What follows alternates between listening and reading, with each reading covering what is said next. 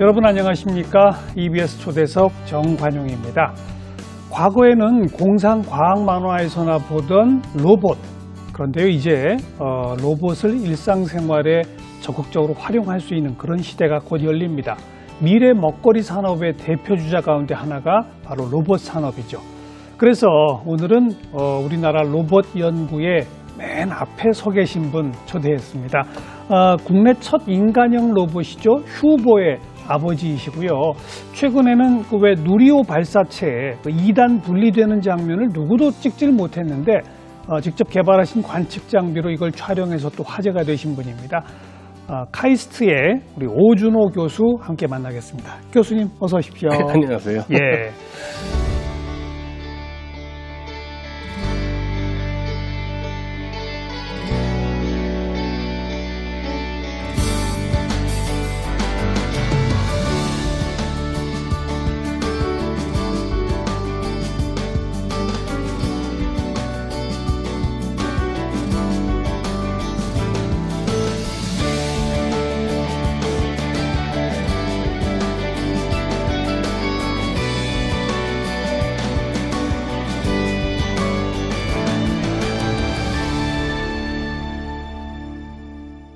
휴보 나온 건 벌써 오래됐죠? 2004년도 2004년. 말에 발표가 됐죠. 예. 18년 전이네요. 그러네요. 그러죠? 예. 그 18년 사이에 휴보도 많이 성장했죠? 그 사이에 여러 가지 이제 모델들이 나왔고. 업그레이드. 그 전에도 있었고. 제일 이제 마지막에 나온 게 뭐 DRC 휴보라는 게 2015년도에 나온 게 아마 제일 최근 모델일 겁니다.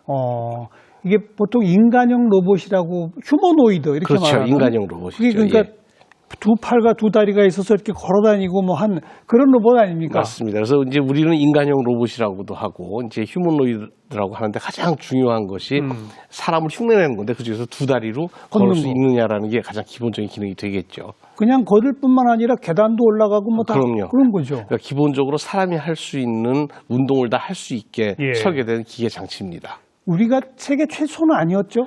주로 일본이 연구를 굉장히 오래 했었고요. 우리가 잘 아는 많은 분이 아실 겁니다. 아시모라는 로봇이 아시모. 혼다사에서 한 것이 2000년도에 발표가 되는데 그때는 로봇을 연구하는 과학자들도 굉장히 놀래고 일반 분들은 말할 것도 없고 아주 굉장히 큰 사건이었죠. 로봇 학계에서는. 예. 그리고 4년 후에 우리 휴보가 두 번째로 나온 거죠. 예, 그 4년 후에 나왔지만 사실 그 전에 연구는 2002년도에 시작해서 그 전에 KHR1이라는 로봇이 있었고 그다음에 이제 그 다음에 KHR2 그리고 이제 KHR3가 이제 휴보로 이제 이름을 바꾸면서 개발명에서 휴보로 된 것이고 2004년도 말이 된 거죠. 그러면 처음 나온 2000년 아시모가 갖고 있던 성능하고 2004년에 우리 휴보가 구현한 성능하고는 어떻습니까? 일단 저희가 휴보를 개발할 당시에는 아시모란 모델이 있었기 때문에 그 모델하고 가능하면 가깝게 만들었습니다. 비슷하게. 왜 그러냐면 좀 작게 만들면 작다고 또 비교가 안 될 거고 크게 만들면 또 크다고 비교가 안 되기 때문에 같은 사이즈로 하면서 될 수 있으면 기능들을 능가하거나 갖게 되도록 노력했고요. 왜 그랬냐면 혼다 그 로봇 아시모가 그 스펙이라고 그러죠. 그게 전혀 공개되지를 않은 상태였습니다. 원천 기술이. 그렇죠. 그다음에 스펙도. 그러다 보니까 움직이는 사진만 있지 그것이 어떤 기술이 됐는지 어떤 내용인지 성능 자체도 알려진 게 없었습니다. 초기에는. 그렇죠. 그런데 어떤 기술이 있는지를 모른 채 그냥 모습을 보고 독자적으로 연구를 한 거군요. 그렇죠. 그래서 이제 그걸 보면서 저기 어떤 기술이 있을까? 거꾸로 생각해 보니까 저희가 과거에 한 20여 년 연구해온 기술을 잘 조합하고 하면 가능할 거다라고 생각을 했죠. 그런데 우리 교수님은 휴보를 개발한 후에 일본과 달리 그 원천 기술을 다 공개하셨죠. 예. 그러면서 이제 저희가 학술 논문에 그 로봇이 어떻게 구성되어 있는지 안에 구조하고 그다음에 거기에 구동기라고 말하는 부분들이 어떻게 선정되었는지 하는 것들을 저희가 이제 공개를 했고 우리 로봇이 이제 로봇에 기여했다고 말한다면 그걸 통해서 많은 연구기관, 학교에서 이제 그걸 기반으로 해서 많은 인간형 로봇들이 나오기 시작한 계기가 됐다. 저는 그렇게 생각합니다. 일본은 감추고 있는 그런 기술을 왜 공개하셨어요? 아깝지 않으셨어요? 전 그런 생각 별로 안 했습니다. 왜냐하면 이건 학술적인 방향이기 때문에 그런 발견을 서로 공유하는 것이 중요하다고 생각했고 그걸 자연스럽게 논문에 녹여냈기 때문에 뭐 그거하고 특별히 고민한 적은 없습니다. 그 또 하나 화제가 됐던 게 일본의 아시모 연구 개발하는 데 들어간 비용이 어마어마하다면서요? 대신에 휴보는 비용이 얼마 안 들었다고 제가 알고 있는데 맞습니까? 저도 사실은 그것이 취재한 기자님들이 저한테 이렇게 알려준 건데 사실 그게 어디도 공개된 자료가 아닙니다. 그런데 뭐 수천억이 들었다 이런 말이 있고요. 아시모의 경우에 그다음에 꽤 오랜 기간 준비했다 이런 말도 있는데 저희는 한 3년 내에 하면서 불과 그거에서 수십분의 1 되는 10억 원이 좀 안 될 겁니다. 그 정도 안쪽으로 아마 그걸 개발해내서 사람들이 재미있어 했던 것 같아요. 수천억 대 10억? 이게 어떻게 가능합니까? 이제 일본에 개발하면서 로봇만 한 것이 아니라 관련 기술까지 다 했고 또 올해 여러분들이 연구했으니까 그렇다고 생각하는 것이고 저희 같은 경우에는 그 로봇 자체를 만드는 데 집중했기 때문에 가능하지 않았나 해요. 예. 제가 이제 아시모하고 휴보의 성능 요 얘기를 처음에 이제 말씀드렸는데 그 2015년에 개발된 업그레이드 된 그 휴보 경우 말이에요. 이 전 세계 재난 구조하는 경진 대회 가서 1등을 했잖아요. 그죠? 그게 우리가 경진 대회라고 많이 하는데 사실은 도전 과제입니다. 그래서 DARPA 로보틱스 챌린지. 그래서 풀리지 않는 문제를 도전해서 어디까지 풀 수 있나 보는 이제 그런 거였고요. 그러니까 근데 거기에 세계 각국에서 개발된 로봇들이 도전한 거잖아요. 그렇죠. 그 중에 1등하면 그게 경진 대회 아닙니까? 이제 결과적으로 그렇게 됐는데 그러니까요. 이제 다른 점이 있다면 그 나르파라는 곳이 있습니다. 미국 이제 고등 방위 연구 계획국이라는 곳인데 거기에서 1억 달러. 우리나라 돈으로 한 1,000억이 넘겠죠. 넘죠. 그 정도 예산을 가지고 3년 동안 진행했던 큰 국제 프로젝트입니다. 그래서 우리나라도 수십억을 들여서 그 프로젝트에 참여했고 일본도 마찬가지고 유럽도 마찬가지고 그래서 단순히 경연하고 시합한 것이 아니라 3년 동안 굉장히 기술 교류와 그다음에 또 연구 교류도 하고 그다음에 서로 중간중간에 연구 결과를 점검도 하고 하면서 했던 것이고 그러다 보니까 거기에 24팀이 이제 최종에 올라갔는데 아마 여러분들 유튜브 보면 우리나라에서 현대 자동차에서 보스턴 다이나믹스라는 회사를 이제 샀죠.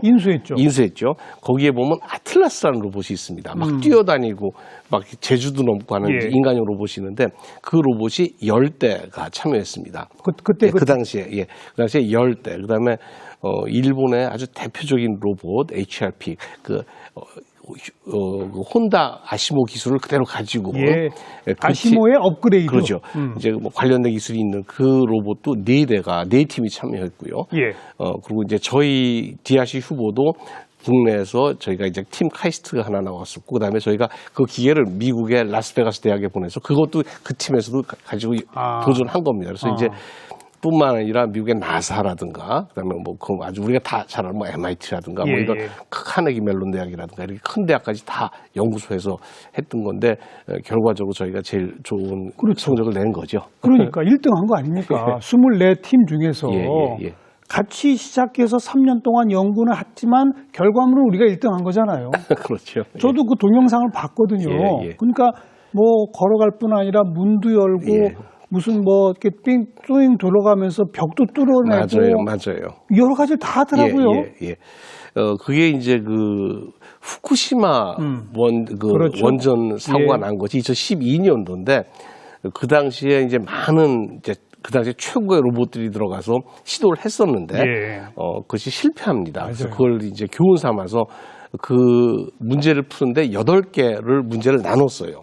그래서 로봇 스스로가 자동차를 운전하고 운전하고 가서 거기서 내려서 차에서 내려서 그다음에 울퉁불퉁한 길을 걸어서 그다음에 층계를 올라가서 문을 열고 그다음에 이렇게 어떤 게 무너지는 걸 찾기 위해서 벽에다 구멍을 뚫어서 그 안에 있는 물건을 조작하고 그다음에 스위치를 연결하고 그래서 이제 그런 걸 때문에 이제 해서 8개의 독립적인 그 주제를 해서 그걸 한 번에 사람이 원격 조종하지 않고 로봇 스스로가 한 번에 입구에 들어가서부터 끝날 때까지 그렇죠. 1시간 내에 그 임무를 완성하는 겁니다. 그리고 이제 그런 상황에서 이제 그걸 견뎌냈기 때문에 상당히 예. 의미가 있는 것이죠.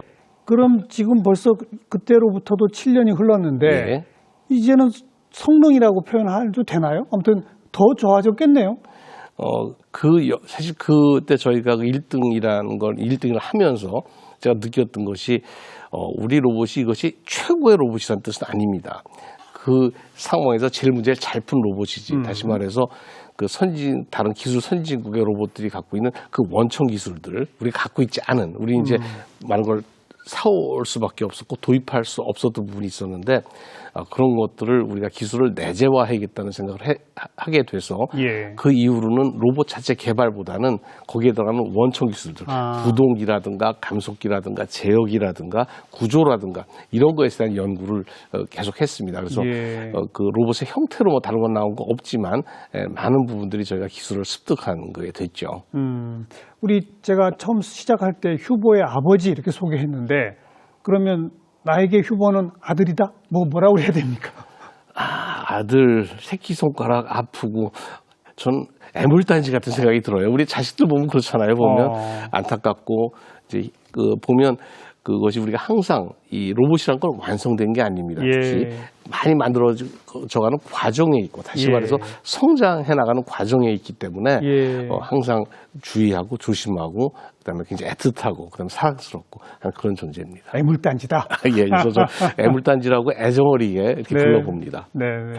그런데 아직 그런 그 휴머노이드 인간형 로봇이 일반 가정에까지 상용화되고 활용되기에는 아직 멀었죠. 멀었죠. 우리 인간형 로봇을 연구하는 연구자들도 이것이 어떤 실용적인 목적보다는 우리가 가지고 있는 로봇 기술의 한계를 극복하는 목적으로 사용합니다. 물론 실용적인 목적으로 쓰려는 연구도 있어요. 아주 위험 환경이라든가 이제 뭐 특별한 경우 이제 뭐 우주 환경이라든가 예. 이런 연구는 있지만 그건 굉장히 과학적인 실험적인 그렇죠. 연구고 많은 경우에는 우리가 갖고 있는 기술의 한계에 도전하면서 그리고 각 나라별로 연구자끼리 왜냐하면 이거는 딱 결정되게 비교가 되잖아요. 그렇죠. 그렇기 때문에 그것이 상당히 의미가 있습니다. 그래서 어떻게 보면 좀 국가 간에 자존심을 걸고 좀 맞아요. 하는 면도 없지 않아 있습니다. 그러니까 우리가 일상생활에 활용하기 위해서는 꼭 사람처럼 생기고 움직여야 하는 건 아니잖아요. 그렇죠. 그렇죠. 예, 그렇죠.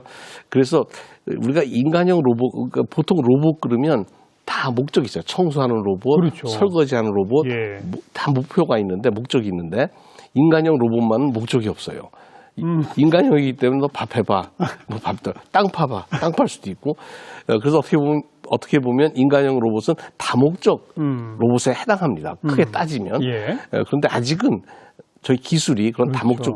다목적으로 뭐든 할 수 있는, 해결할 수 있는 기술이 못 되기 때문에 예. 인간형 로봇은 그런 상태로 이제 계속 연구하고 있는 것이죠. 그러느니 설거지하는 로봇 따로, 뭐 땅 파는 로봇 따로 이게 더 나은 거 아닙니까? 네, 현재 그렇게 다 그렇죠. 연구가 되어가고 있고 예. 인간형 로봇은 다목적으로 쓸 수밖에 없는 우주 환경이라든가 네. 예를 들면 저희가 그 재난 그 도전에도 누구도 인간형 로봇을 가져오라고 말 안 했어요.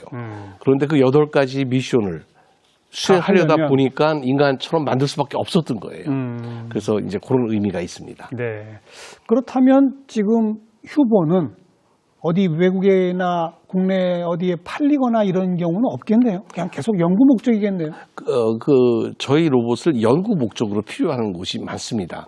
그래서 연구 목적으로 구입한다. 마찬가지로 그래서 그 기존에 저희가 개발했던 휴보는 지금 뭐 한 15대, 20대 정도가 세계 각국에 지금 퍼져서 사용되고 있고, 그리고 DRC 휴보도 지금 한 7대, 8대 정도가 지금 주로 미국 쪽에 여러 연구기관, 또 국책 연구기관, 또 군사 관련 연구기관 등에서 지금 연구되고 사용되고 있어요. 로봇 연구소들이 개발된 로봇을 사는 거군요. 그렇죠.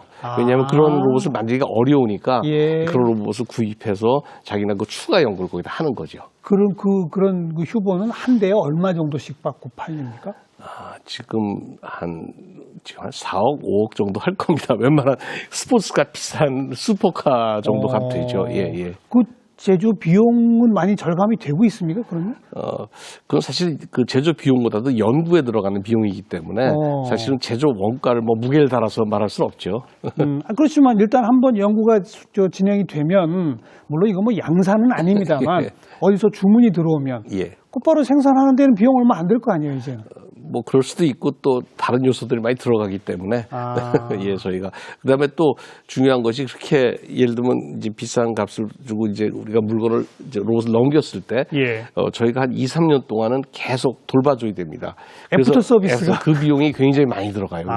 해외 출장도 계속 가야 되고 한 사람이 붙어서도 계속 봐줘야 되고 왜냐하면 이것은 이렇게 뭐 스위치 넣으면 달려가는 자동차가 아니기 때문에 네, 그래서 그런 걸 다 포함해서 저희가 이제 생각하고 있습니다. 아니 제가 자꾸 이게 돈 얘기를 꺼내는 게 오늘 제가 시작하면서 로봇이 이제는 차세대 미래 먹거리 산업의 대표 주자다. 그래서 이제 이게 사업적으로 어떨까 그걸 자꾸 여쭤보는 거고 예. 또 사실 우리 오준호 교수님이 카이스트에서 창업을 하셔가지고 또 카이스트에도 결과적으로는 한 50억 되는 기부까지 하게 된 그런 스토리가 있지 않습니까? 예, 그렇죠. 언제 창업하신 거죠? 2011년도에 창업했는데 창업하게 된 계기도 사실은 휴보예요. 그 당시에 그 미국에서 그 대학들이 6개 대학이 연합을 해서 유명한 대학들입니다. 연합을 해서 인간형 로봇을 연구하기 위해서 그때 미국에 없었거든요. 예. 휴보 로봇을 구입해서 거기다 연구를 하겠다라는 제안을 했습니다. 그게 최초로 판매군요. 그렇죠. 일종의 판매죠. 또 이상하게 우연히 같은 시기에 싱가포르에서 또 연락이 왔는데 2대를 좀 제가 연구용으로 썼으면 좋겠다. 그래서 이제 갑자기 8대에 어떻게 만들어야 되네요. 선주문 이제 그랬었는데 그걸 하는 게 학생 힘으로는 불가능합니다. 왜냐하면 제대로 만들어야 되고 소위 말하는 AS도 해줘야 되고 맞아요. 또 유지도 해야 되고 그래서 그 당시 우리 서남표 총장님 잘 아시죠? 예. 계셨는데 상의를 드렸더니 야 그야말로 실험실 벤처를 해서 조금 그 실험실에서 창업을 해서 회사를 만들어서 해서 뭐 좋지 않겠나. 그래서 제가 졸업생 이제 저기서 잘 일하고 있는 우리 박사 졸업생들을 이제 2-3명을 영입해서 고용을 하고 그 영입해서 우리 같이 한번 우리 창업해 보자. 그래서 이제 그 창업이 된 거고 그때부터 이제 시작이 돼서 이제 한 거죠. 지금 이렇게 된 겁니다. 예. 휴보 초창기 판매 대금이 사실 종잣돈이 된 거네요. 그렇죠. 그게 말이 뭐 40만 불 8개면 320만 불인데 그 당시에 알다시피 국제적으로 이제 지금 요새 비슷하게 달러가 굉장히 높은 고평가될 때라서 그때 한 거의 40억이 넘는 현금이 그때 이제 되는 바람에 사실은 그 다음부터 저희가 그 벤처라고 시작을 했지만 크게 소위 자금이라고 그러죠. 이제 그런 거에 큰 어려움 없이 시작할 수 있었고, 이제 그 이유를 쭉 저희가 견뎌낼 수가 있었던 거고, 그랬습니다. 그리고 그 창업한 회사의 지분을 학교에 기부해서, 그게 지금 결과적으로 50억이 됐다고요? 예, 그게 어떤 룰이 있었냐면 그 당시에는 이제 창업할 때는 그 창업의 그 주식의 20%를 학교에 기부하기로 돼 있습니다. 와, 20%? 20% 굉장히 크죠. 그래서 너무 많네요. 근데 그 당시에는 조그만 회사니까 자본금이 1,000만 원이었으니까 뭐 200만 원을 제가 이제 기부를 하고 이제 그 퍼센트 20%가 된 거죠. 이제 그런데 학교의 룰이 바뀌면서 이제 20% 너무 과도하다 그래서 이제 2%로 줄이고 하면서 이제 그 주식분 줄여들고 하면서 그 상태로 쭉 지나가다가 작년인가요? 한 1년 반 전에 저희가 이제 그 코스닥에 상장을 하게 됐는데. 상장까지? 예. 그리고 저는 사실 이제 거의 기억 속에 사라져 있던 기억이었는데, 상장하고 얼마 꽤 지나서 제 전화를 받았어요. 총장님이 전화하셔갖고. 갑자기, 교수 고마워. 그러면서, 우리 50억이 생겼다고 하는 거예요. 그래서 그때. 그 주식 가치가? 했더니 그 주식이 뭐 이제 여러 개 투자 받고 그래서 한 1.5%쯤 됐었는데, 그거 다도 아니고 일부를 이제 행사를 해서 현금화했다 이제라고 했죠. 그래서 그게 된 거고, 그래서 사실 그래서 이제 그 묻히고 넘어가는 이제 얘기였는데 총장님이 이런 거 좀 알려야 되지 않겠는가? 알려야죠. 그래갖고 좀 보도 자료를 만드는 것이 그게 막 이제 50억을 기부했다. 갑자기 현금 50억을 낸 것처럼. 그래서 제가 좀 부끄럽게 칭찬을 많이 받았습니다. 하지만 결과적으로는 같은 거예요. 그렇죠. 정리하자면 휴보 덕에 전 세계적으로 유명해졌고 또 휴보가 판매되면서 회사를 차렸고 그 회사가 코스닥 상장까지 되고 지분 가치가 뛰었다는 얘기는 이건 사업적으로도 미래 성장 가능성을 전 세계 시장이 인정했다는 거 아닙니까? 그래서 그 상장하게 되고 창업하면서 했던 것은 휴보 로봇을 파는 것은 한계가 있습니다. 시장의 한계. 그건 뭐 연구소만 사니까. 그렇죠. 그러니까 이제 그렇기 때문에 그 자체로는 우리가 기술을 축적하는 요소지 예. 그것이 소위 말하는 캐시카우라고 그러죠. 예. 이제 돈을 버는 목적은 아니었기 그렇죠. 때문에 저희가 그 상장을 준비하면서부터는 현재 시장에서 팔리고 있는 시장을 구성하고 있는 로봇 중에 협동 로봇이라는 것이 있습니다. 협동 로봇, 예, 협동 로봇. 말 그대로 협동 로봇인데 이제 그것은 한 80% 정도는 산업용 로봇이라고 보면 되고요. 예. 한 20% 정도는 우리가 이제 서비스 로봇에 일부러 사용될 수 있는 이제 그런 로봇이죠. 그래서 그거는 이미 시장에 있기 때문에 우리가 휴보로 이제 축적한 기술을 가지고 우리가 개발을 해서 완성한다면 경쟁력이 있을 것이다. 그래서 이제 시작을 했는데 지금 이미 완성돼서 그럼요. 많이 시장 많이 나가고 있고 지금 예를 들면 어떤 것들입니까? 산업용, 서비스용 다 해서. 네, 그래서 그 협동 로봇이라는 것은 아까 제가 산업용 로봇이라고 말씀드렸는데 정말 이렇게 생긴 로봇이에요. 산업용 로봇, 팔입니다. 팔. 로봇 팔. 로봇 팔이죠. 네. 그래서 우리가 보면 현대 자동차에서 막 용접하고 하는 그런 로봇 팔인데 로봇 팔이 좀 작아요. 작고 안전합니다. 그게 무슨 얘기냐면 일단 산업용 로봇이 설치하게 되면 거기는 노란 줄로 커요. 그래서 사람이 절대로 못 들어가게 돼 있고 완전히 독립되게 돼 있습니다. 근데 협동 로봇이라는 사람이 다칠 수 있기 때문에 위험한 기계로 이제 간주되고 있습니다. 협동 로봇이라는 것은 로봇과 사람이 작업 공간을 공유할 수 있다는 뜻이에요. 그 반경에 들어가도 돼요? 된다는 얘기죠.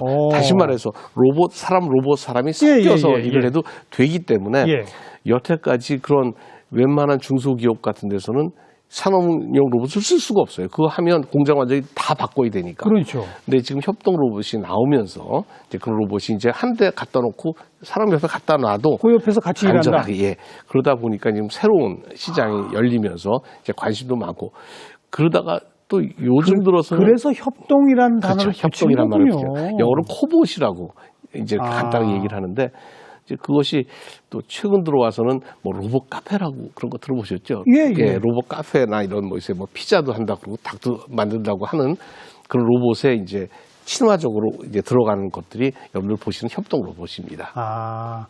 그만큼 제일 중요한 기술은 사람이 근처에 오면 작동하다가도 멈춘다든지 뭐 이게 가능해야 되는군요. 그렇죠.